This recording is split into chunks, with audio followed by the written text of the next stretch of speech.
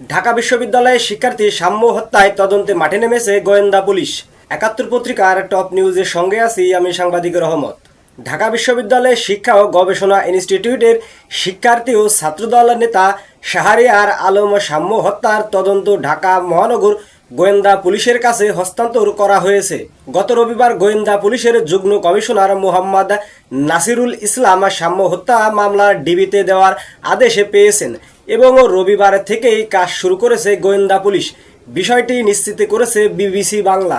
সাম্য হত্যাকাণ্ড নিয়ে এর আগে দিনভর প্রকৃত অপরাধীদের গ্রেপ্তারের দাবিতে সাধারণ শিক্ষার্থীরা শাহবাগ থানা ঘেরাও করে।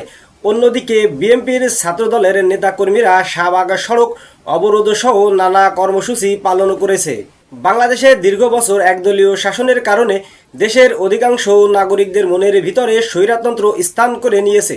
তবে গত বছর ৫ই আগস্ট ছাত্র জনতার ৩৬ জুলাই গণ অভ্যুত্থানে স্বৈরতন্ত্রের পতনের পর থেকে তাদের রেখে যাওয়া চা বিস্কুট খাওয়া পাতি নেতাদের মাধ্যমে খুনের রাজনীতিতে মেতেছে কিছু রাজনৈতিক দলের পাণ্ডারা। আর সেই পাণ্ডাদের বলি হলো ছাত্রদলের তরুণ নেতা শাহরিয়ার আলম সাম্য। এই ঘটনার সঙ্গে রাজনীতি জড়িত। দেশকে অস্থিতিশীল পরিস্থিতিতে ঠেলে দিতে পারলেই ফিরে আসবে স্বৈরতন্ত্র। আর এসবের পিছনে রয়েছে বাংলা ভাগের কালপিটে শ্যামাপ্রসাদের ভারতীয় রাজনৈতিক দল বিজেপি সরকার। আজ এ পর্যন্ত, সবাইকে ধন্যবাদ জানিয়ে শেষ করছি। আল্লাহ হাফেজ।